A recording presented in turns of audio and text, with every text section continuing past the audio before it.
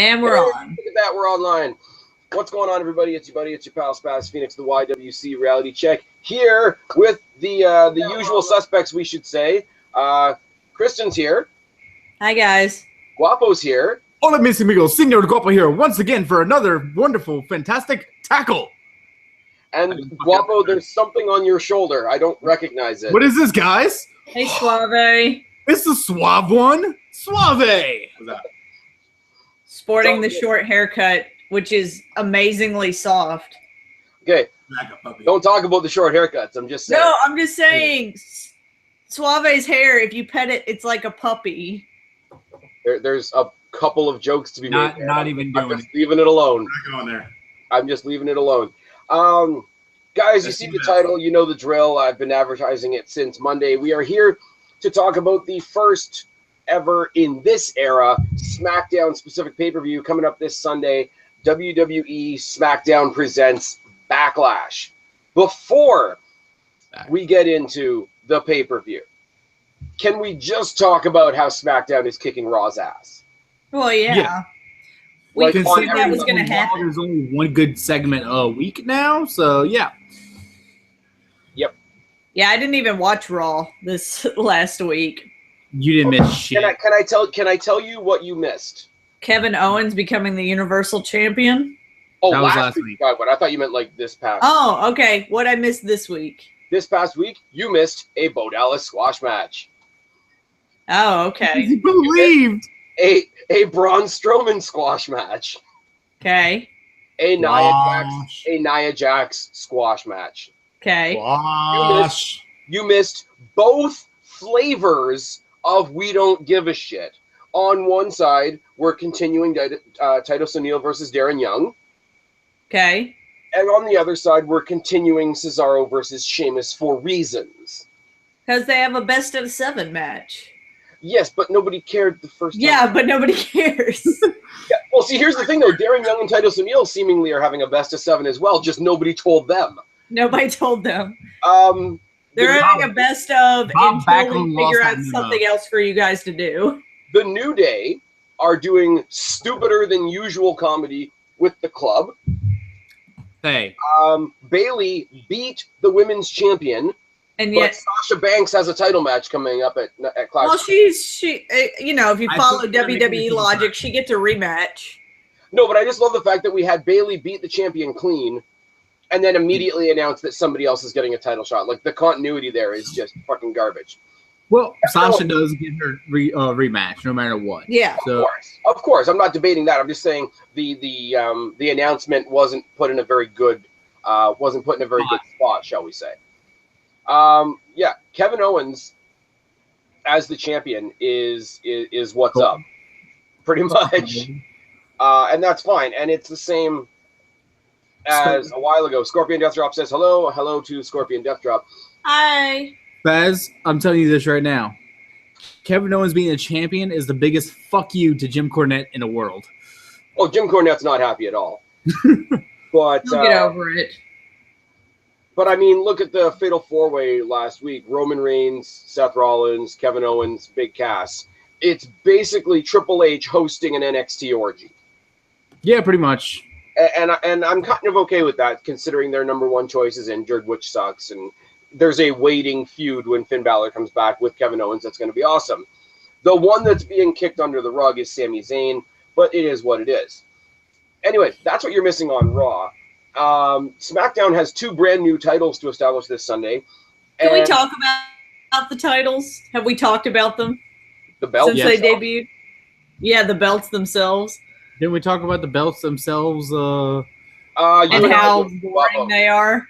Guapo, you and I spoke about them in the SummerSlam Hangover. Kristen wasn't with us. Yes. Fruit Loop I was dying. No, not the Fruit Loop titles. The nickel belts. The nickel belts. And the carbon copy women's title, except for the background's blue. I like the women's title. I think it looks good. I think it looks the same as the Raw women's title. Here's the thing, and here's where I'm going to go 50-50, but I'm going to give 1+. And this is what I said, Guapo, when you and I did our video a while ago. All the belts are copies of belts that already exist. Yes. The tag team belts, though, look better than the penny belts. It's the same. I agree. They look better silver. The design that with that navy blue better than the penny belts. Also, the titles on Raw have been renamed. Are they just the Raw Tag Team Champions? Yeah, whereas like they were the WWE Tag and WWE Women's Championships. Now we have the SmackDown Tag and the SmackDown Women's. It's the Raw Women's and the Raw Tag. So, question.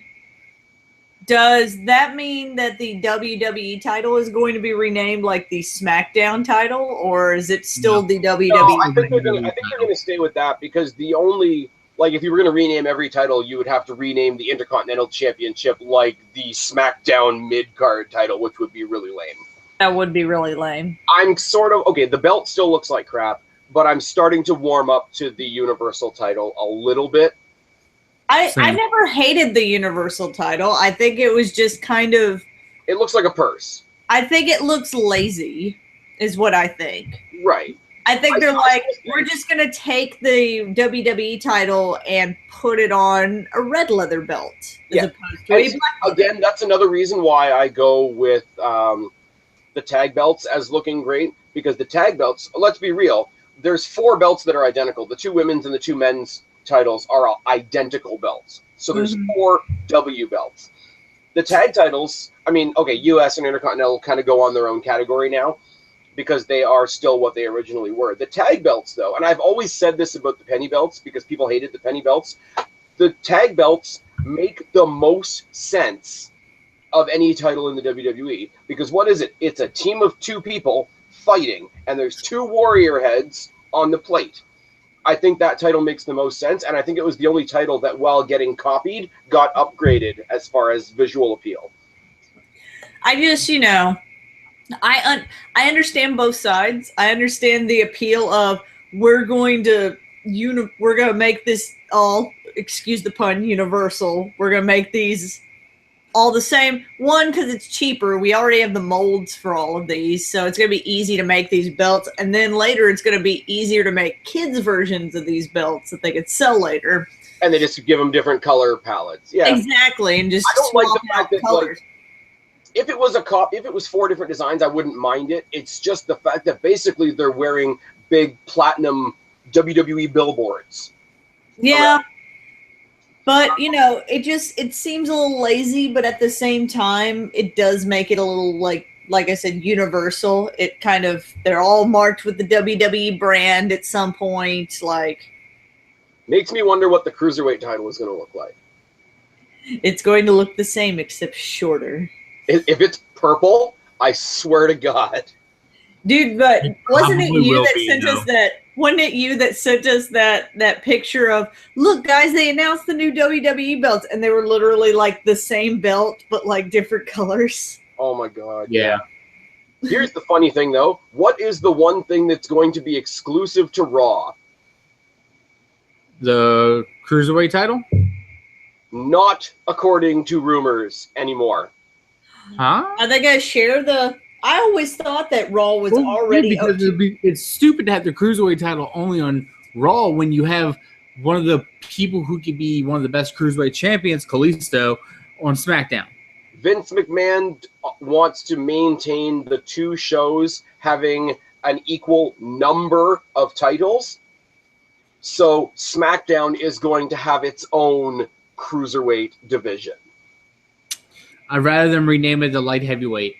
Bring back the light heavyweight. Whatever the case may be. But I don't know. I think this... I don't think the shows need to have equal titles. I mean, let's face it, SmackDown's already an hour shorter than Raw.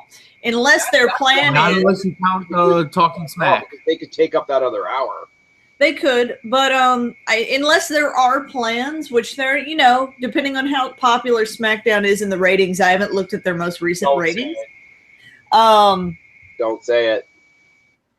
I could see them trying to push for a 3-hour SmackDown.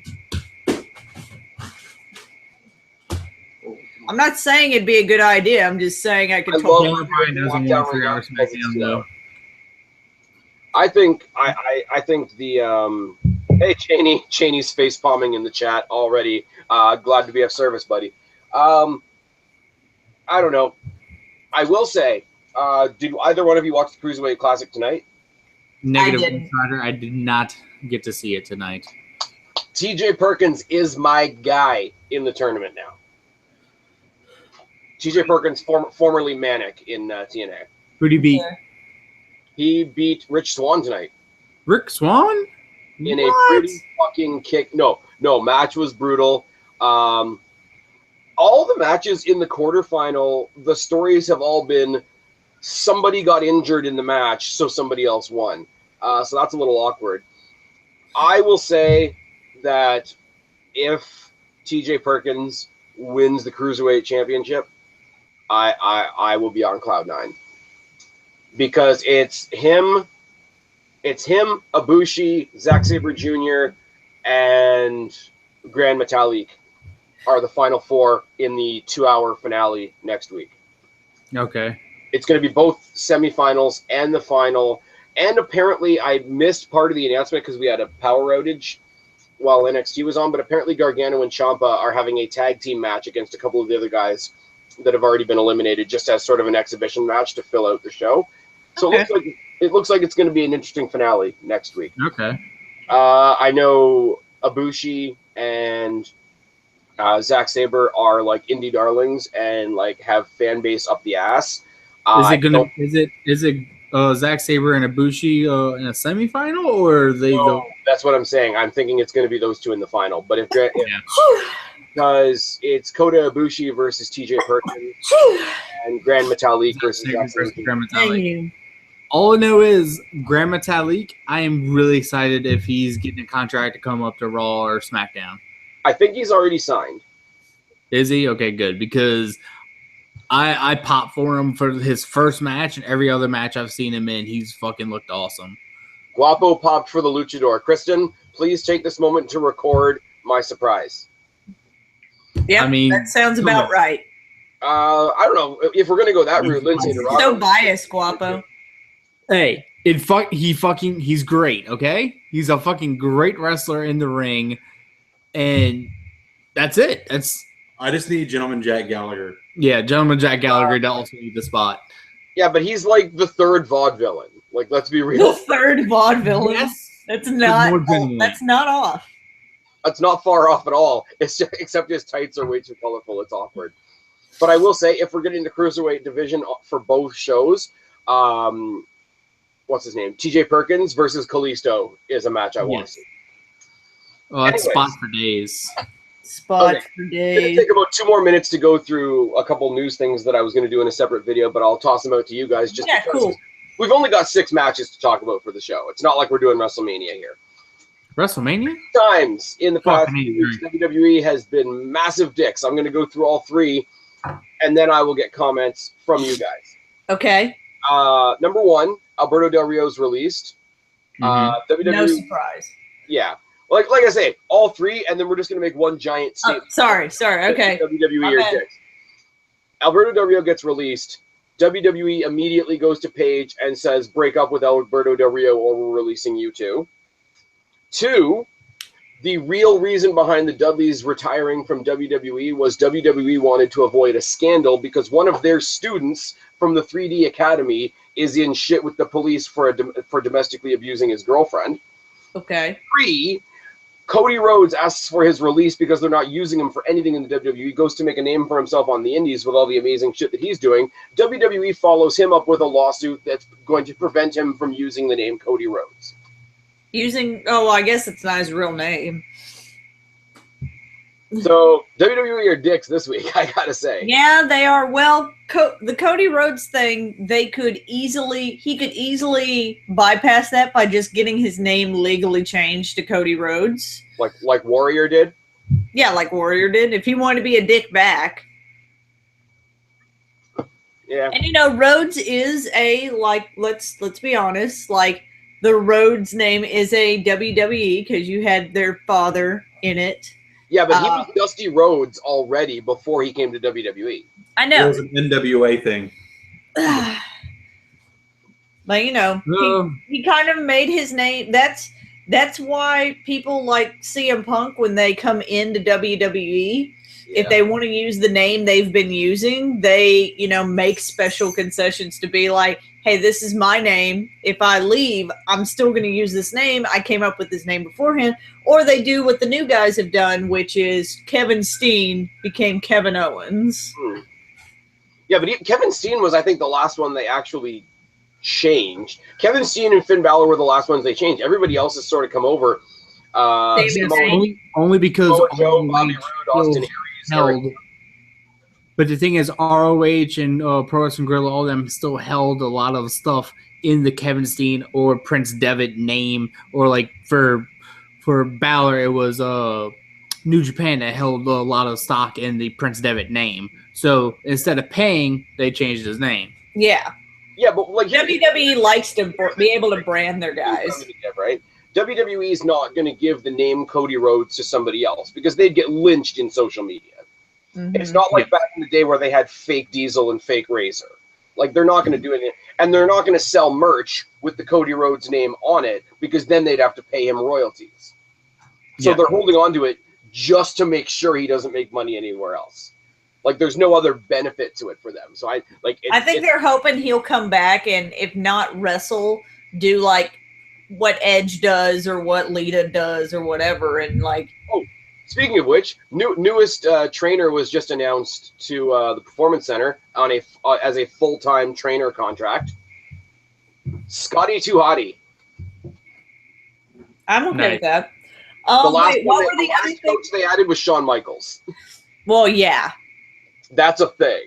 Well, he can only do his hunting show so many times out of the year. What were the other WWE or dicks? Alberto Del Rio left, which we all knew that was coming as soon as they stuck the U.S. title on him. But how do you blackmail Paige? That's a dick move. Because she's young and she wants a job to where she doesn't have to be like, will I eat tonight? Well, WWE has always been pretty bad about trying to break up couples if they're not high enough in the WWE hierarchy. Like, they did it to Rusev and Lana. That's why that storyline happened, supposedly, was Vince was trying to break them up. Really, unless you're unless you're high enough in the food chain in WWE doesn't like people to mingle. Yeah, but I will say, and like, I'm not saying that's a good thing. I'm not defending him for it. I'm just saying I get what you mean. Like, Daniel Bryan and Brie Bella, if she ever came back, are both going to be on SmackDown. Obviously, John Cena and Nikki Bella are obviously both on SmackDown. But like, Uso and Naomi, I'm not the biggest fan of Naomi, but it's a good example. I don't think anybody would consider either of them to be like super high on the food chain. No, but I think they have family that is. It's fast. Think about this. If it goes by that logic, that means Emma's going to be coming to SmackDown whenever she comes back. Who's she with? Zack Ryder. Really? Yeah, she's been dating Zack Ryder for a while now. Fuck Zack Ryder, man. I mean, don't fuck Zack Ryder. Canadian options are Canadian. You know you want to, Spaz. You know you want to. Woo. You know it. Yeah, I'll give him That's what he says at the end. I'll give him a broski boot up the ass. Kurt Hawkins is coming back. Can I nerd out for a second and say that I'm kind of hyped for that? I think he didn't get a good run in WWE. I hope he gets a good run now. No, they paired him up with Tyler Rex, and then Tyler Rex retired 2 weeks later. Yeah, yes, because John Cena said he couldn't use the fireman's carry. That's true. Because anything that requires you putting them on their shoulders is copying John Cena. Anybody that uses the drop. Exactly. I will say, no, when they broke up the Ryder and Hawkins tag team, like the Edgeheads, whatever they were called after they were the Edgeheads, and it was clear they were going to make Ryder a singles star, and then they tag teamed up Hawkins with Tyler Rex, if anybody remembers Tyler Rex, and they were going to give him the male stripper friggin' tag team gimmick, which looked really dumb, but at the same time looked really funny. 2 weeks into doing that, Tyler Rex was like, fuck this, I'm out. I like the idea that based on whatever gimmick somebody gets, you can tell how high in the food chain WWE is. They're Hansel and Dark Zoolander. Yeah, Hansel and Dark Zoolander, exactly. Hey, friggin' Breezango, underrated as fuck. I'm just putting. Oh, absolutely! They're two great fucking performers. It's just they're not giving them a push because they're trying to do other shit right now. Yeah, I will say though, but this is the thing, and again, we're going to go back to something Guapo you and I talked about last time when Kristen wasn't able to make it. Thing with Fandango and Tyler Breeze, two underrated talents, underrated as fuck, right? Great talents. Right. Also, you throw them together, they have chemistry as a wrestling team. Like when you see them at a point in a match where the gimmick is kind of out the window and they're actually doing their stuff, they have chemistry as a tag team. Like you could overhaul the gimmick or not, but like I say, first round of the tag team tournament, when it was them versus American Alpha, they were keeping rate and pace with American Alpha. As you know they would, because I mean everybody's seen Tyson Kid. No, fuck. Tyler Breeze. Yes, you had it right the first time. Tyler Breeze in NXT, and he performed. He put everybody who needed to go over. He put himself over even while putting other people over. And Fandango, when he was in NXT as was it Johnny Curtis? Johnny Curtis, yep. Johnny Curtis, yeah. Johnny, the creepy Johnny Curtis character should have come up to the main roster. Yeah. But I mean, like, as far as Tyler Breeze, Kristen, how many NXT reviews have you and I done where we dubbed Tyler Breeze like basically the Ziggler of NXT? He is the Ziggler of NXT. He just, like Ziggler at the beginning, he just had an unfortunate gimmick that was never going to work on the main roster for any big point. His gimmick is still unfortunate, but I think he's got the awesome positioning now that because he came from NXT, the crowd automatically gives him a second chance, and what he can do in the ring supersedes the shitty gimmick. Because the gimmick itself is still shitty. I think the gimmick could have worked. I mean, it worked for John Morrison for years, but it only works up to a certain point. You're never going to see him as WWE champion with that gimmick. You know why John Morrison worked? Why did John Morrison work? Melina, though. Well, has a point. The man has a point. I will he say. He had an ass. Guapo, you probably remember this. The badass storyline where Melina tried to get Morrison out of his match with Batista by banging Batista. And then I think that was a real thing. She actually did bang Batista? No. Yeah, that was a real thing. It doesn't matter. When they came down for the match and she went to do her splits intro, she couldn't do the splits. Uh-huh. That's not PG. It wasn't PG. Oh man. Anyways, I will say before we get into the pay-per-view, because we've gone on random topics long enough, this blows out of the water anything that I think we might even be getting at Clash of Champions already. To a certain point, yes. I don't know. Owens versus Seth Rollins is going to be. My statement for there's certain matches that I'm going to see.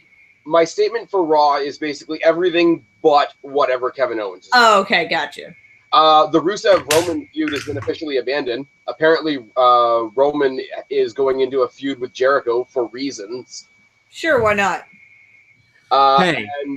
Stupid comedy and comedy. You do not argue. Well, they needed Jericho. Well, they needed something. Jericho got. Jericho essentially got abandoned.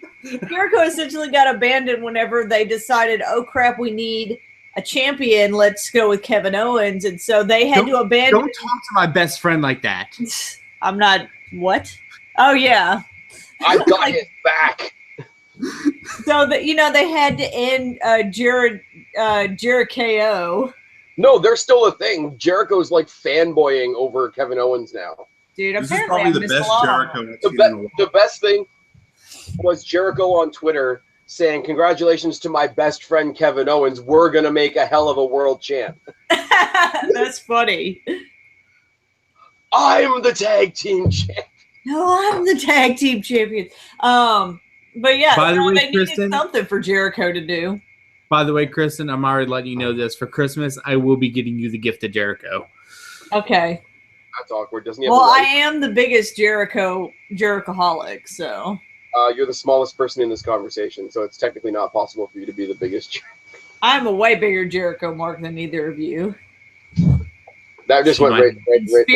In spirit. No, I knew exactly what you're making a dumb joke about how I'm little, and I decided No, to. I'm kind of making a dumb joke about how we're big. Whatever, same shit. So I decided to ignore the dumb joke and keep going. Hashtag thick is sexy. I'm not hashtagging that. Drink it in, man. Cheney, Scorpion Death Drop. Do me a favor, throw it in over into Twitter. Hashtag thick is sexy. Drink it in, man. Okay, I will. Okay, over on our buddy Connor's Raw reviews, they're trying to get hashtag smooth dick trending, so we can get hashtag thick is sexy trending. Hashtag thick is sexy. Why don't we? They sound like they're having a way different conversation than we are. Is it really that different? Hashtag smooth dick. I quote Kristen from last year. Guys. Finn Balor is my answer. Finn Balor is my answer for everything. Okay, so short card, and as far as we know so far, there's no kickoff match. But there will be. Well, yeah, there will be, but it hasn't been announced yet. As of It'll probably be Eva Marie's return. No, probably not. I'm going to double check on .com so that I can know that I'm not talking out of my butthole. So Connor's live right now too? Connor is not live right now. I said in his Raw review. Oh, his Raw review. Well, while you're looking up that, can we talk about how they brought Brie Bella back on the heel team last pay-per-view because, of Eva Marie and everything? No, she's heel again. They brought her back on the heel tag team, and then immediately the next SmackDown, they're like, well, we can't have her be heel. So they immediately just turned Carmella heel for no reason. So everybody could be on the right team. You know why? Why? They did with Nikki Bella's return what they should have done with Rollins' return. Because who the fuck wanted to boo Seth Rollins? Exactly. Okay, seriously, even if you don't like Nikki Bella, like the whole coming back from the neck thing, I think it's extremely admirable. I've actually, I'm not happy because I'm not happy. I'm not the biggest fan of Nikki Bella, but you have to respect the fact that she had serious neck surgery, had to have her neck on a prop for a month and a half or something, came back in pretty quick time. I would say it wasn't done on WWE.com, but it was done by somebody else, and it was basically they were interviewing Daniel Bryan, but they were interviewing Daniel Bryan about Nikki's progress, and he did sort of a point-by-point comparison of her injuries versus the injuries that made him retire. And it's pretty damn close. So I that's what I'm saying. I'm not trying to all of a sudden. I've never said she doesn't have a work ethic. Right. I just, I've not been the biggest fan of her. She's just not my thing. But it's extremely admirable that she came back this quickly. But I feel like every SmackDown so far that she's been back, somebody's hit her in the face, and I'm like, Jesus, guys, she just had a neck injury. Can we not? Well, hit her right here? The injury, right? But I think because she's only working a part-time schedule, she's not doing house shows, she's not doing the loops like that. So I doubt they're going to make her the focal point. She'll be the one, kind of in the Jericho role. She'll come, she'll be who she is, and she'll whether you like it or not, she has established a pedigree in the WWE, longest reigning Divas champion in that era, Roddy Raw. So she has that name to bring. So I think she's going to be putting a lot of people over, and that'll be okay. Well, right now she's working with Carmella, and every time Carmella has some sort of scuffle with her, I feel like she hits her right in the neck. I'm like, Jesus Christ! On SmackDown this week, she did that friggin' reverse head scissor choke that she does. I think it's called insult to injury. Yeah. To the neck. It's a big, nasty, wrenching headlock. Yeah. And but I will say though, in a 3-on-3 women's match, they did give Carmella the win. Like she got the pin, she got the deciding submission in the match, which means she's not going to win on Sunday. Yeah, it is what it is. Did you find out if there was a pre-show match announced yet? No. There's nothing. Okay. Well, then let's just talk about the first match. First match. Okay, the first match is sort of two matches in one. If you saw SmackDown, you saw what happened to American Alpha. The Usos heel turn. Let's talk about the Usos heel turn for a second, because that was kick-ass. I think it was a good move on their part. The Usos have been kind of, bland, kind of like Hardy's Light for a little while. Like gimmick-wise, not moveset-wise, gimmick-wise. And I feel like they needed pretty lackluster in the ring as well. Like I usually defend the Usos, but the past little while, it's like they haven't been motivated, but at the same time, they've got nothing to motivate them. Yes, I mean they've been tag champions like once, right? The way they went after Gable's leg with that nasty ass like boot to the back of the knee, just to crumple him down or whatever. And then, like, one leg's all crabbed up and the other leg gets splashed on. Really, really cool. Really, really decent. The backstage segment they had with Renee Young afterwards did what it needed to do. And you knew what it was going to be. Oh, we bust our asses all the time and the fans turned on us. Rah-de-rah-de-rah. But it fit.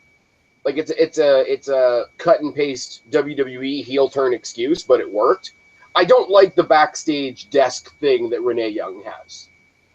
Yeah, especially when people walk up and they don't use the desk, when they just walk up like the Usos did and just talk like kind of behind the desk but don't sit down. Or they're like Miz and Maurice, who we're going to talk about later, and they just make out on the desk. Is that what happened? I totally didn't see that. A couple weeks ago. Renee Young, I will say, when shit goes down, Renee Young is very good at being like, having that look on her face, like, okay, shit, what the fuck do I do now? How do I segue this? That's not a real look. That's just how she actually is. She's like, shit, how do I segue this? Hey, because the concept of the show itself is a little weird. The after show of SmackDown is a little awkward because they're trying to walk that line of like real versus kayfabe. Yeah, it's awkward. They either need to stay within storyline and stay totally kayfabe, or do real stuff. Daniel Bryan just comes on that show every week to shit on Raw. That's true. That's what he does. Yeah. I would like to say, though, and I think Spaz will be happy maybe to hear me say this, I feel as though, because I thought I had all these expectations of Daniel Bryan being general manager, he's a little bland. And I did have a problem, so I did watch some There's not going to be a match to come out of it. I did watch some segments of SmackDown, and they had the traditional, like, we're having a 6-pack challenge, so we're gonna have all the competitors in the ring and they're gonna brawl and whatever. I hate that. Yeah, but it's it's a staple thing that they do.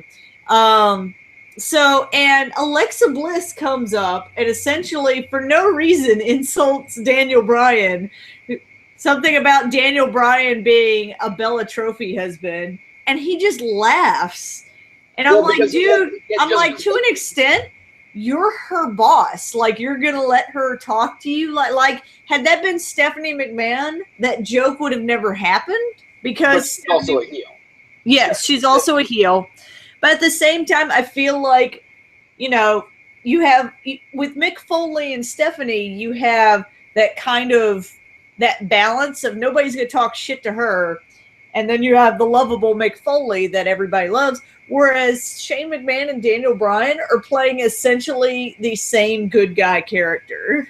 They seem like two buddies that are hanging out and they have this thing to play with, and this thing is SmackDown. Exactly. I feel like one of them needs to be, and Shane can do it every once in a while because they did it with the Brock Lesnar thing. One of them needs to get a little bit of an edge onto them. Yeah, but I don't think you necessarily have to have a conflict. I'm not saying heel. I'm not saying go heel, but I feel like one of them needs to have more of a spine. I feel like what the hell is Mick Foley right now? Because, okay, yeah, we all kind of get that Seth Rollins is in the process of turning face, but I don't think he's quite there yet. So you've got heel champion, heel challenger, heel Stephanie McMahon, and babyface Mick Mick Foley. Foley that still backs up Stephanie McMahon. Well, you know, I think they're trying to play off the idea that most people storyline-wise, think that Stephanie's, you know, playing Mick is going to try and trick him at some point, which I feel like it's going to happen, especially with the introduction of this Triple H element. Yeah. I will say Triple H coming back and, like, planting Rollins. Two things. Well, I think they're planting WrestleMania Triple H versus Seth Rollins. I think that's what the beginning of this is. Selfishly, I'm going to hope that it's happening at Survivor Series because that could happen too. But you know, Triple H's big match is always there are 3 matches at WrestleMania that are a big deal to be a part of. The WWE title match, the match, and the Triple H match. No, I was going to say title match, Triple H match, Undertaker match. In the past couple Don't forget years, the John Cena match. Pretty. I mean, Ambrose versus Lesnar was kind of, but this year we might be getting Goldberg Lesnar too. Are you guys excited? Yeah. As long as it's not as good as the last one. Yeah. I was being sarcastic a lot. We were all being excited. Yeah. I'd rather the gift of Jericho. I would rather gift of Jericho. I would rather have Lesnar Batista than Lesnar Goldberg. Okay. I would rather Eugene versus Gilbert. Gilbert versus Zach Gowen in the main event over Goldberg Lesnar too. Anyways, let's talk about a match. How about we talk about a match? Well, we started with the tag. We're talking about a match. I don't know how we got to this point. The Hype Bros versus the Usos. Winner goes on to face Slater and Rhino. Usos go over. Usos are going to walk out champions, or they're going to win the first match. Win the first match. I don't know that the Usos are going to walk out champions. I think because I think unless they've changed it, I think in order to get a WWE contract, Heath Slater has to win the tag titles. I think that's the storyline. But I think Slater's already had a couple of, like, you have to do this to get a contract and still come back for more. I think doing it on a pay-per-view, though, especially SmackDown's first one, I think they're going to finish the storyline. I think I will agree with that. I don't think to establish a tag team title as a true tag team title, they're going to put it on a thrown together team for the purpose of the get Slater on SmackDown angle. I didn't say it was a good idea, but Heath Slater has an we can agree that the Hype Bros are not going to leave as champion. I do not believe the Hype Bros are leaving as champion, which is unfortunate. They're a good tag team. Oh, they are. I think they could be teams or champions down the line, but with the fact that they've just done this turn with the Usos that I think was done really, really well. I think they go in there, opening match is them versus the Hype Bros. The Hype Bros, whether you're really invested in them or not, they're fun. They're like the fun-loving guys. They're just happy to be there type of idea. So the crowd is, even if you don't like them, they're going to have that, oh, why are you picking on these guys? They're good guys. And if they get absolutely demolished, then there's a little step up in the heel turn. Here's how I think it's going to end. That match, yes, Usos will win, and it'll help their heel credit. In the finals, American Alpha is going to cost the Usos the title. They'll feud. That's how Slater wins. See, no, storytelling-wise, I'm going to go the opposite. You take down a popular team like the Hype Bros, you look like massive dicks. You squash this, like, scraping, clawing, like actual, not Sami Zayn or Daniel Bryan, actual underdog story that they've got with Heath Slater, you look like an even bigger dick. You rip the title away from them. You rip the hopes and dreams away from Heath Slater. More sympathy builds for Heath Slater. American Alpha comes back after, because they're going to be gone for about 6 weeks, Shane McMahon said. Yeah. So the Usos can prance around with the new belts being dicks and kind of like fucking up / injuring everybody. American Alpha comes back in a couple of weeks. They go on a long chase for the belts. I'm not saying that's not a better storyline, because clearly it is. I'm telling you, WWE is going to put those belts on Slater and Rhino. I would put money down on it. Come on. If They you're gonna, just had a segment where Slater brought in the whole Slater family onto SmackDown. If you're going to talk about them as being the tag champions, you have to call them by their tag team name. What is their tag team name? You really don't watch Talking Smack, do you? No. Slater and Rhino, named on Talking Smack last week, named their tag team Beauty and the Man Beast. No. That man. I refuse to call them that. That man needs to pay for his above ground pool. and his 7 to 12 kids. His 7 to possibly 12 kids. So Heath Slater, Rhino win the titles. Okay, Guapo, did you see SmackDown this week? Negative Ghost Rider. I had work. Kristen, did you see SmackDown this week? I've seen bits and pieces of it, not the whole thing. Okay, so Slater's on-screen wife or that random ratchet chick that Fandango tried to dance with?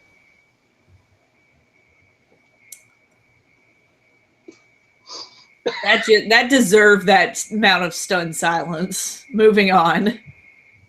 I'm glad she's employed.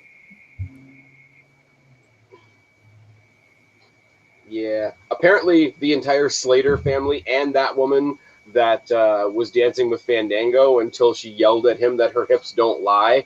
Apparently, they're all backstage hands that actually work for WWE full time. Well, that sounds about right. It's kind of cool that, like, if you're a backstage hand and you get to, even if it's for something dumb, you get to be on TV for a couple of minutes. I guess that's kind of cool. Can't imagine how they found that many redheads working for WWE as backstage hands. Hair dye is also a thing. That's true. I don't want to, like, squash your hopes. I don't feel like the segment was big enough to be like, oh, and by the way, we need you to dye your hair red. Yeah, but some of them were kids. You tell kids they're going to be on TV, they'll do pretty much anything. Also, that's why Pat Patterson's in so much trouble these days. Also, spray hair paint is a thing. The point is, they are putting those belts on Rhino and Slater. You're calling it? Your story, yes, your storyline that you just came up with, that you just painted for us, is so much better. But Slater and Rhino, first SmackDown Tag Team Champions. The Headbangers, though. Done. The Headbangers. What? I don't care. I popped for the Headbangers. I got no shame. I popped for the Headbangers. I still need that episode of SmackDown on my DVR. I haven't even watched it yet. Kristen, you're saying Beauty and the Man Beast. Guapo, who are you saying leaves as champions? It's all about that above ground pool and the 7 to 12 kids. I feel like somebody should document this. I'm saying it right now. Usos destroyed both teams with vicious, violent heel tactics and walk out with those belts. I can't speak for Guapo, but I'm telling you, that is a much better story, but it's not going to happen. I'm not talking about what's a better story. I'm talking about what I literally think they are going to do on Sunday. This is what I see happening. I see Usos after the match with Hype Bros and everything like that. Beauty and the Man Beast come out, or whenever the hell they have that fucking match. They come out, Usos destroy them or whatever it is. But then all of a sudden the Usos get complacent. They start fucking around. Rhino gores everybody, and Heath Slater comes off with the pin. Telling you, man. Telling you. The greatest thing, for me, the greatest thing ever would be Usos win the whole thing. They got the belts. They get attacked by fucking the Headbangers. They have a stupid feud on SmackDown for the next couple of weeks. They soften them up all nice and good, and all of a sudden, like, while they're in the middle of a brawl, Headbangers are like, fuck it, we're out. And everybody's like, why the fuck? Why are they just leaving? American Alpha comes back, beats the crap out of them. Either No Mercy or, I'm hoping, Survivor Series, again, because I'm selfish, Alpha versus the Usos is coming. Well, yeah, I definitely agree with that. And that's going to be on a bigger pay-per-view. I don't know whether they stretch it out to Royal Rumble. That's a bit of a stretch. But Survivor Series is coming sooner than we all think. I say Usos, and I'm standing alone on an island. I really didn't predict that. Bray Wyatt versus Randy Orton. Before we talk about this match, because Kristen wasn't able to join us when we did the SummerSlam hangover, Kristen, your thoughts on Orton Lesnar? Well, here's me being completely honest. So whenever I realized that Finn versus Seth Rollins was not the main event of SummerSlam, you fucked off? I turned it off. So I stopped watching. So I feel like because I missed the first 30 minutes of Survivor Series and then skipped the last match, that I really got the best version of Survivor Series. So I missed the first 2 matches and then didn't see the last one. So I got like the best version of Survivor Series. From what I saw, I felt like it was dumb. I felt like all they were doing was, look at this beast, Brock Lesnar, which is what they've been doing since they brought him back. Have you heard about the rematch? I've not heard about the rematch. Probably going to skip that one too. You're not going to be able to see it. Awesome. Why? The rematch is happening at a house show in Chicago the night before night of Clash of Champions. Awesome. I don't even have to take the time to skip it. Okay, here's the thing though. Let's all step out of our own heads for a second. You don't personally care about the match, but Nope. look at how they built it up for SummerSlam. If you're WWE, how do you put that rematch on a house show? They want to gather a big Chicago crowd, I guess. If anything, what they do is they stream it live on the network, like they did the Beast and East or one of those things. But I think here's the thing. I would say the exact same thing, but that's only like 2 weeks away. I think if they were doing that, they would have advertised it by now. Yeah, well, I agree with you. Don't get me wrong. Like they'd be smart to do it. But I think if you're going to have a rematch of the magnitude that WWE thinks this match is, I think they would have advertised it by now. Yeah, I didn't know that WWE was in Austin the week that they had Raw in Austin. So let's not talk about how amazing their advertising is. Okay, well, you talking about a house show or are you talking about Raw? Yes. Oh, my. Cheney in the comment section is asking how Guapo's liver is. So there's that. This man is a trained Cajun, okay? He knows how to process the liquor afterwards. We can't say much for being able to, maintain a calm demeanor while drinking it in the moment, but he can process it just fine. I would like to see anyone else be able to stand, let alone continue and finish the tackle after drinking so many shots. You did not continue and finish the tackle. Do not even. You had a conversation I signed off. with yourself. You just happened to leave your camera on. Yes, you were not there anymore. I was there. You were not there. I want you to show me another person other than you that thinks drinking that much tequila live on the air is a good idea. I was trying to get him to drink more. Matt from In the Rope Show. That's good. I was trying to get him to drink more. Speaking of Matt from In the Rope Show, for those of you that don't know, the first round of the 2016 YWC debate happened over on the In the Rope Show channel last Friday. I was involved with a couple of other people, including Wrestling Jesus. In the comment section, the voting destroyed me in favor of Wrestling Jesus. So Wrestling Jesus, in fact, does go on to represent Canada in January. So good luck with that. Thank you to Matt from In the Rope Show for inviting me to join in with that. It was a lot of fun. Anybody that hasn't seen it as of yet, go check it out. It was good. Questions in this debate included: who's a bigger whore, Melina or Michael Cole?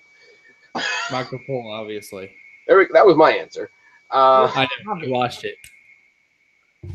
Anyways, Wyatt versus Orton. I will say better promos from Randy Orton than we've gotten in a long time.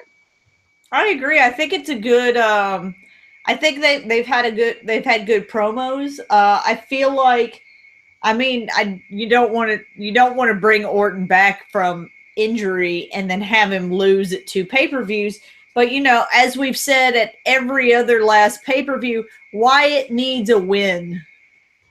Okay, but Orton, like, whether you like Orton or not, and I'm going to be saying that a lot in this video, I think, for a couple different people, whether or not you like Orton, losing doesn't hurt Orton at this stage in his career. Exactly. I like Randy Orton. I think he's better as a heel than a face. I feel like he could come off a little bland as a face. I think Bray Wyatt's one of those characters you can be a bit tweener with, because Bray Wyatt's definitely not fully heel or fully face. He's just kind of there.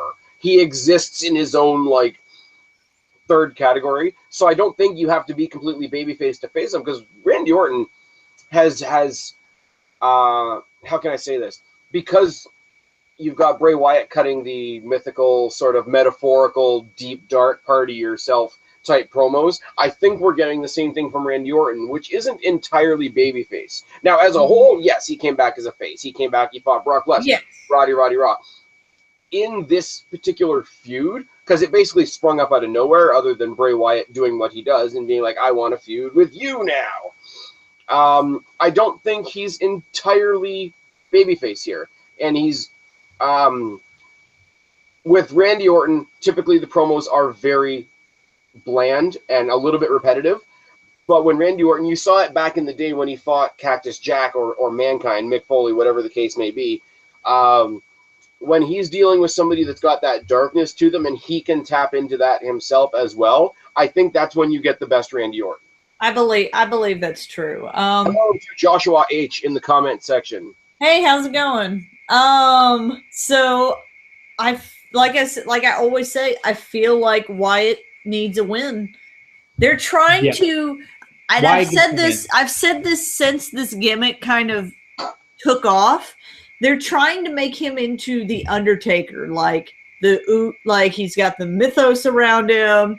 He's kind of scary. He comes in out of nowhere, kind of, no pun intended. But I think where it differs, but he doesn't have the scariness of Undertaker because he doesn't have the wins. He doesn't have the longevity yet. And see, people compare him to the Undertaker, and I get it, right? Because he does, the creepy crawly. I'm just saying he's very Undertaker-esque. He's a guy that, like, people call in whenever they need a wrestler to be semi-afraid.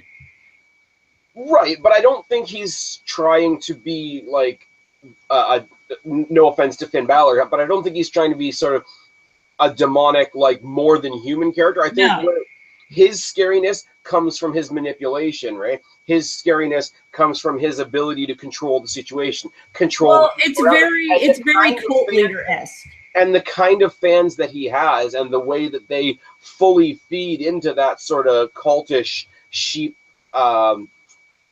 image, it works, and it works really well. And that's why when, especially in NXT, when the Wyatt family were tag team champs and they never put the NXT title on Bray Wyatt, I'm like, he doesn't need it. Look, these people that I control went off and did this and did this. So them being tag team champions was a win for him. Yes. I agree with that. And I've always felt like if he ever won the titles, that he didn't ever necessarily need to come out holding the belts. No. Like, I always pictured, like, whenever he's doing his promos, the belts just casually, like, hanging from a hook or something on the back, like, not even prominently displayed, like, just on a wall in the back. I would go one farther than that.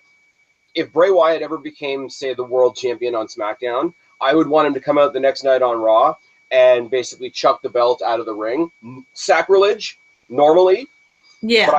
But with his thing, and, basically come out and say, I'm above all you guys. I'm something greater than all you guys are. I know what I am. I don't need your, like, worldly trinket. I don't need your trinket, yeah.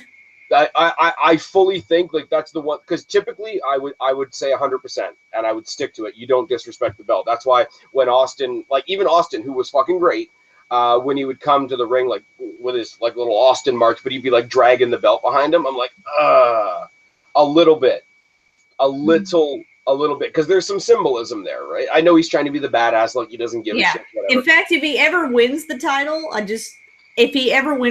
instead of, him, like, instead of, you know, how whenever you win the title, you're so excited, you're clutching it, you're clutching, like, the ref holds his hand up and the belt, and Bray Wyatt just fucking just walks away without it. Yeah, like you say, like the referee has two hands, right? Holding up the belt in one hand, holding up Bray Wyatt's hand in the other hand. He just kind of looks at. I would love him to look at the referee almost insulted when he goes to hand him the belt and just walk away, like with the typical like Bray Wyatt laugh. I will say though, like although he doesn't win a lot, like who has of the sort of new generation of stars, except for maybe an AJ Styles or something like that, who has faced more of the top cream of the crop? That's true. They are giving him, but he loses a lot to them. But it almost doesn't seem to phase him. It doesn't matter. It doesn't matter, and that's what's great. But like you got somebody that's in his first couple of years has had main feuds, like WrestleMania feuds with John Cena and The Undertaker. He's gone face to face with Triple H on a couple like odd occasions where down the line, if Triple H ever pulled a completely heel, like I created NXT, I created all of you type of mentality, I could see Bray Wyatt being the one to be like, you know, I can't do the accent to save my life, but you could say you created them, but you didn't create me, man. That's the terrible version of that accent. That was so bad. I can't, all right?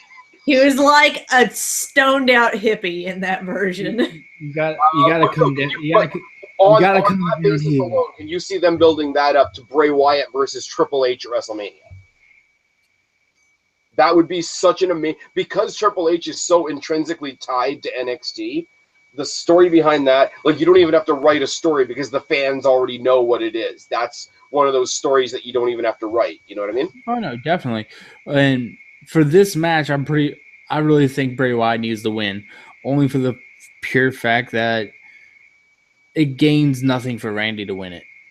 Cheney says, bring back the big gold belt back from when it was around so he can go back to singing He's Got the Whole World in His Hands. Yes. I think everybody just wants the big gold belt back anyways. See? Come on, Spaz. Say it. We know what you're about to say. Say it. I've got no attachment to the big gold belt. I don't either. I'm in the minority on this one. I know this. I think it's kind of ugly. I don't mind I have no attachment to the big gold belt either, but I understand that it's two ways, right? You can look at what it was before it came to WWE, or you can look at how it was brought back to WWE. If you look at it before it was in WWE, it was in WCW, which was defeated by WWE, so you've got a relic from a defeated company. Or you can look at it as the world title in WWE, which was plucked out of thin air and handed to Triple H. So how much prestige did it have? Either way, there's no. I don't know the word I'm looking for, but you get my meaning. I'm just saying the big gold belt though, whenever big guys wear it, like your Batistas, like your Triple H's, it looks really good on them. That's because you're just looking at their midsection. That's not at all. Not based on those two names that I just threw out. I've never been a Batista fan, although I did have an ex-boyfriend that kind of looked like Batista. He had the big trapezius muscles, too. I used to make fun of him for it. I used to make fun of him for not having a neck. I'm sorry. Well, until Batista, stopped using the roids and slimmed down a little bit, he had those. Down and came back to WWE with the dad beard. His trapezius muscles attach like right here and go down to here, so he had like no neck for like the first 4 years that I knew Batista. But then when he came back, he went to rehab. He got an entirely new gimmick called Blue-tista. Blue-tista, yeah. Anyways, the point is, I had a boyfriend that had big trapezius muscles as well. I used to make fun of him about how he didn't have a neck. That's the whole story.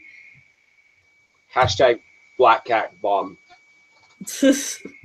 Anyways, it was not glorious. Guys, obviously, this is kind of an open and shut discussion, even though it's dragged on for a couple of minutes now. Wyatt needs the win, but as a fan, I can't say my feelings will be hurt if Orton wins, because Orton, as much as I just said a second ago, he's like super established and a loss doesn't hurt him. He did just come back from a year away and got the crap beat out of him by Brock Lesnar. Yeah, he fought Heath Slater and then Brock Lesnar. That's not a very good welcoming committee. I think Wyatt needs to win more than Randy does, but you know. Okay, so we'll go back to what we were saying a minute ago with the tag match. Who do you think will win? I think they might give it to Randy.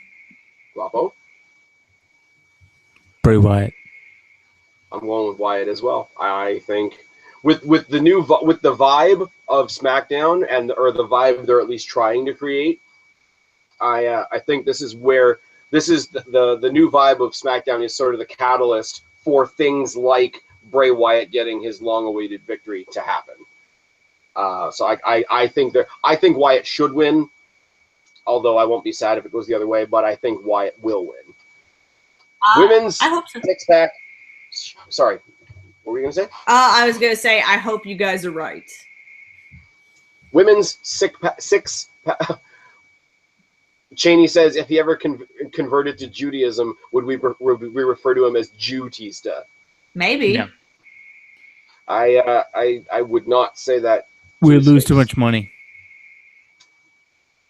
And we might die. There's also that. Women's six-pack challenge to establish the inaugural SmackDown Women's Champion. I will say that while the tag team and women's titles on SmackDown are brand spanking new and they have to establish their meaningfulness from day one on Sunday, SmackDown's tag team and women's rosters are larger than Raw's. Yep. They're also used. Raw has 4 tag teams and 4 women. 6 women. It's a six-pack challenge. No, on Raw. No, Raw. Oh, on Raw. Well, I think also Raw may almost at this point have exclusive rights to, I wouldn't say rights, but pretty much exclusive rights to whoever's coming up in NXT is going to go to Raw. That's what I'm guessing. That's why I'm guessing their pool is so small, because they're going to get people from NXT.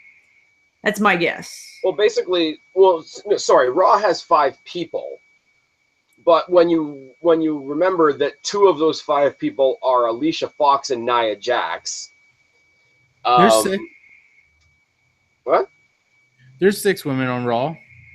If You have Sasha, you have Dana, you have Charlotte, you have Bailey, you have Nia Jax, you have Alicia Fox. Okay, we got Paige who's suspended. And Paige. Alicia Fox, who hasn't done anything until her run-in with Nia Jax this week. Nia Jax, who's Nia Jax. Dana Brooke, who doesn't have a story on her own. Her story is that she's Charlotte's sidekick. And then you have the ones that actually matter, which is Charlotte, Bailey, and Sasha Banks. And Emma, when Emma comes back from her back injury. Emma's going to SmackDown. So you do have, like, all the NXT fans will say, okay, we've got 3 of the 4 horsewomen on Raw. But I will say, as great as those women are, how many different combinations of those 3 women can you get month after month after month? It will get repetitive after a while. I really hope they somehow get Emma onto SmackDown. Because, okay, fuck Nia Jax. Sorry, not Nia Jax. Fuck Dana Brooke. The tag team that we really want to see is Hot Heel Emma and Alexa Bliss. No, I liked Dana Brooke and Emma together. I disagree. Okay. Also, I feel like Alexa is good on her own. Okay, guys. So be better with me. First to be eliminated in the six-pack challenge is going to be Carmella. I think Carmella and Nikki are going to continue their feud, so I think they'll somehow eliminate each other or some combination of the two. Like, they're going to be very focused on each other. I say Carmella gets eliminated first, then Carmella gets Nikki eliminated by interference. Then I believe it's going to be Naomi gets eliminated next, and then Becky Lynch loses because Bae wins. I don't think they're going to give it to Alexa Bliss this quickly. I do, because they win.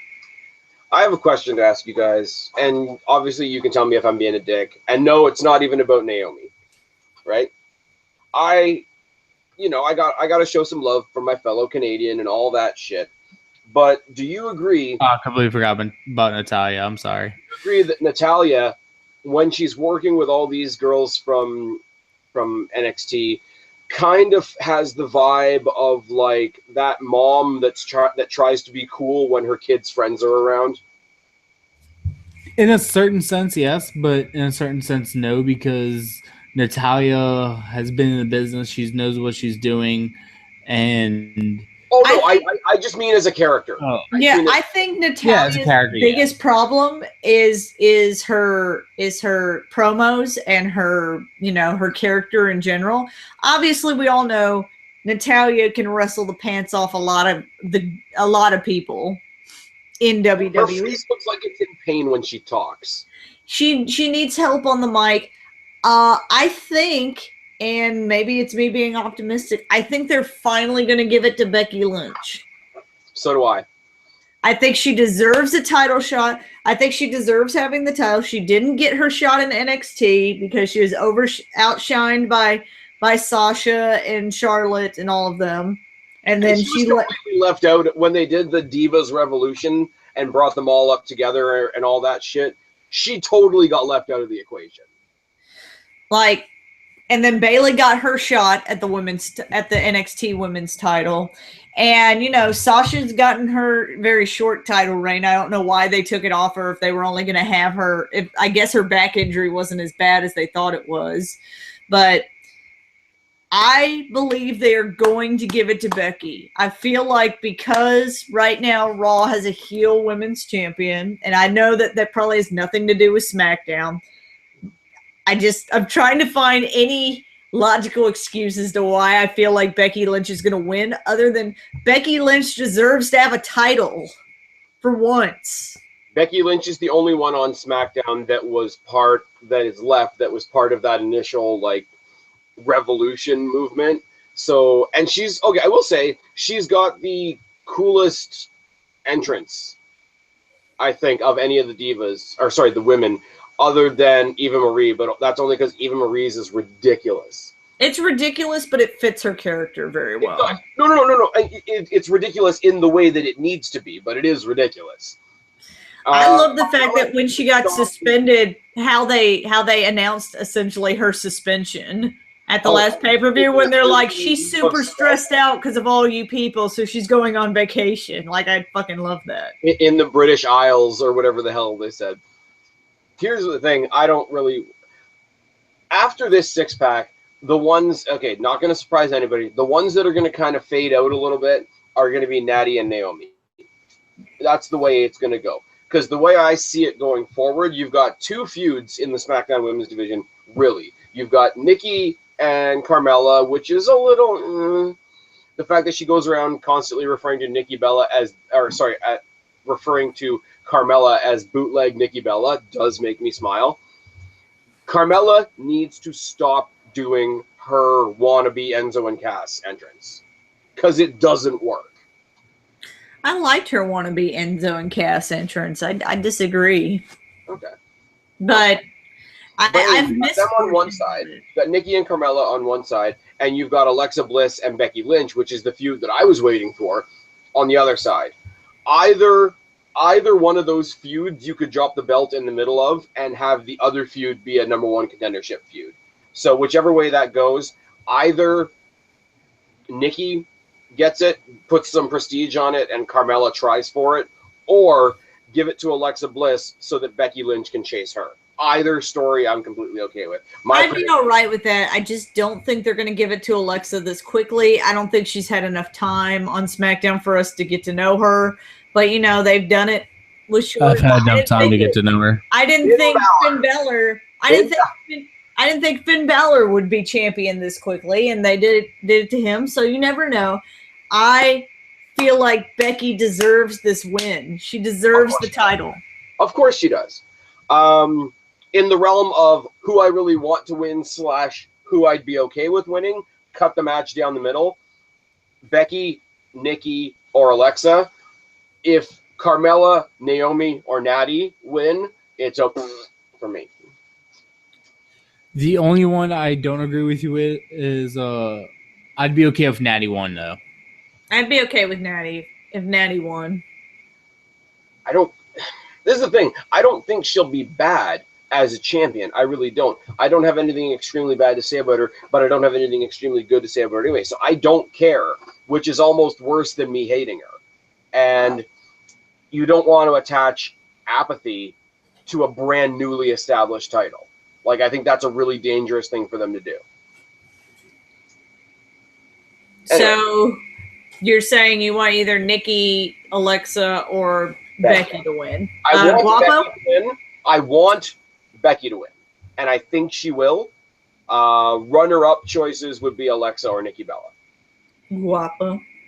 I want Bay to win, Alexa Bliss, but I think Becky is going to get it.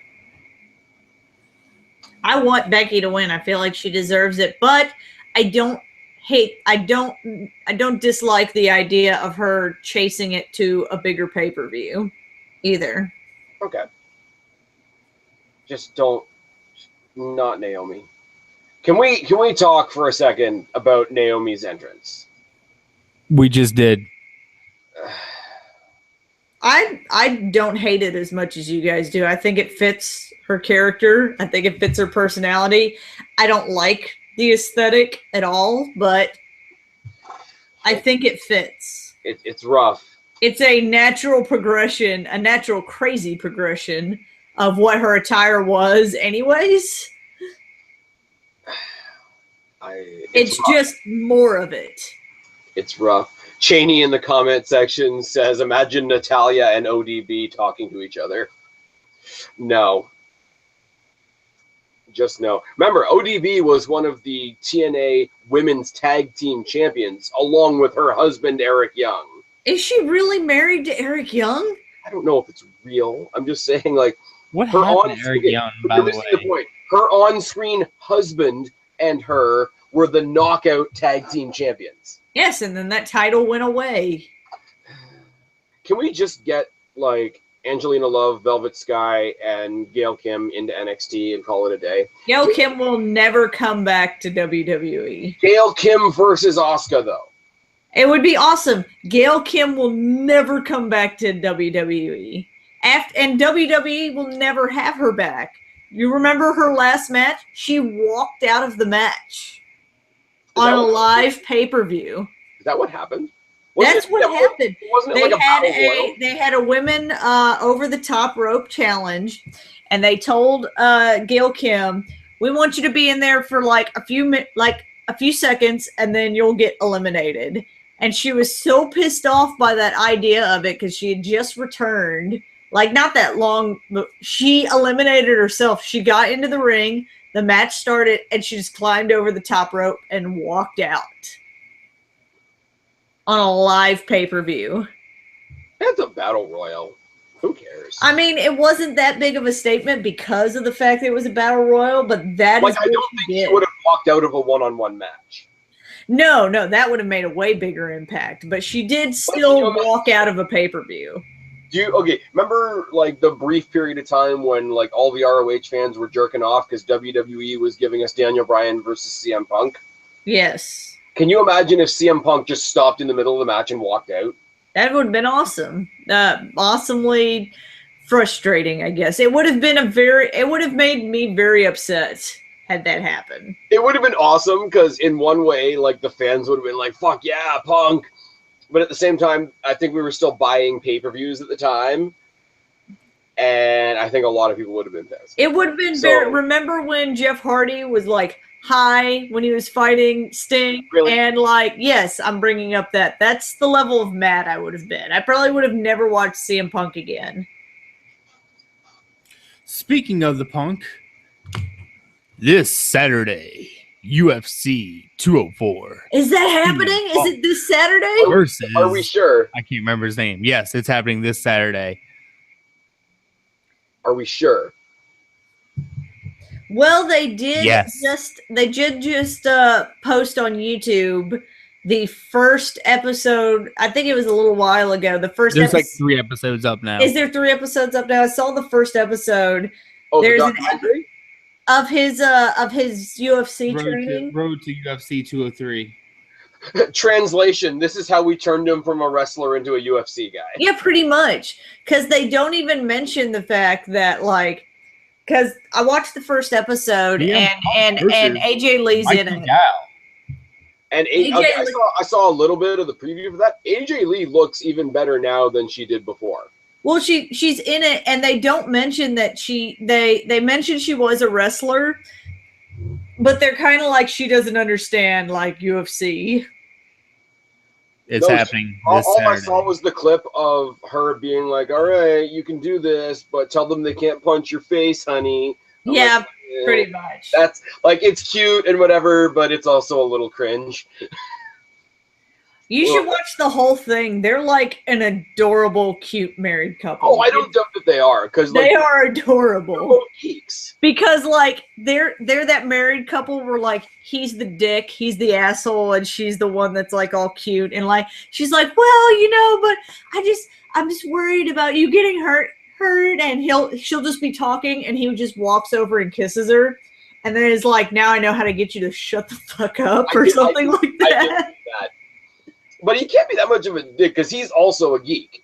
Yes. Like, one of the things he's doing other than UFC is he's co-writing the new female Thor. Yeah, I know he is. But which is bizarre and bizarre. They are an adorable. I own the first one. Yeah. They are adorable. But like you suddenly like change the okay, Thor's female now. Okay, which apparently they're doing with Iron Man too. Not really. No. You guys keep saying they're making them female. They're just giving the powers to a different set of female characters. Iron Man is actually going to be a black MIT student. Yeah, which is I think it's interesting, except for, and hopefully this doesn't come off weird, but in the concept art, in the art that I've seen for the new Iron Man, or I guess she's Iron Woman or whatever. Anyways, so she has the black afro, and I just keep thinking, how is she gonna fit all that hair into the helmet? It's like banging a Brillo pad.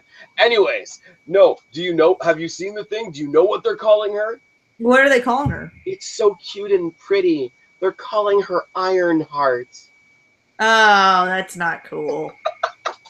I swear to God, we're totally diverting from the topic at this point, but I don't care. Kristen, you and I do the movie recap thing. It's going to keep going. When we get to the Ironheart portion of the Marvel Cinematic Universe, I'm going to rip it to shreds. I am. I would have to see the movie first, but I hope if we're that far down the line. You got Wonder Woman, right? Wonder Woman is already kick-ass. We've seen Wonder Woman in Batman vs. Superman. I'm looking forward to the Wonder Woman movie. I actually am too, which is weird because normally we disagree about DC movies. See, here's the thing though, right? Whereas I'm not going to attack this the same as a feminist would, is I know that I'm going in to watch 2 hours of slight jabs at the male gender, but I'm still going to go in there and enjoy the movie. I'm going to mock the fact that that's all I know we're talking about Wonder Woman now, so now that's just what's happening. Yeah. I think the time placement will lessen the feminist jabs. Like, I feel like if it were placed in modern times, it wouldn't work as much, but they're setting it in World War II. It's already a very male-centric, like, kind of decade. I think it's more World War One than World War II. Are they doing World War One? I feel like they're doing World War II. No, that's where all the Wonder Woman comics usually are. They're talking about World War II. I think this isn't one because I'm gonna have to look this up now. This is happening. Okay. I don't think it's World War One. I'm just saying, if you look at the preview, we're selling it as, ooh, yeah, get him, girl. And, like, the whole preview, like the extended preview that I've seen, is her taking shots at guys, which is fine. As a guy, I can take a look at a girl taking a shot at guys and be like, fucking, that was funny. What's going to piss me off in the real world is knowing that I can't reciprocate or I'll be called sexist. But that's another story for another time. I'm going to look. Where's that woman making my sandwich? Yeah, where's Stephanie? She's right there, isn't she? No, she's in the room. Cheney in the comment section desperately wants us to get back to the freaking pay-per-view. So who's challenging Miz for IC title? We'll get there. We'll get there. Joshua H just says feminism. Cheney says Ironheart and in brackets it says cue the spit take.